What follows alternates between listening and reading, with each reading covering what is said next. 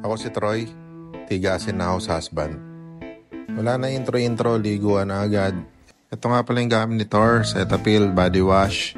Sobrang ganda sa balat nito, tsaka sobrang bango. Baka naman Cetaphil. Nagsisipilyo na nga rin pala si Thor. Ito yung gamit niya, yung Colgate na pang bata. Kaya super killer smile siya. Ayan o, gulat ka no?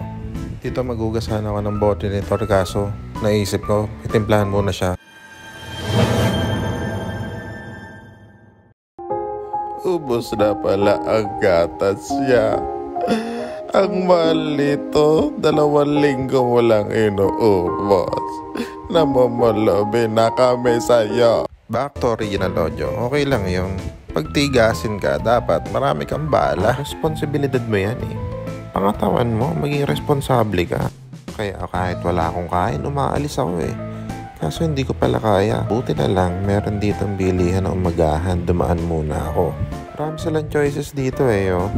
Kaso napili ko yung champurado. Inisip ko na lang, paano siya kakainin? Ginawa ko na lang ice candy. Pagdating ko ng Walter Mart, dumiretso agad ako sa supermarket. Ito nga pala yung gatas ni Thor. Ang mahal nito, Lodi. Ayun, pagdating ko ng bahay, tamang celebrate kami kasi may bagong gatas si Thor. Sasaglitan. Yun lang.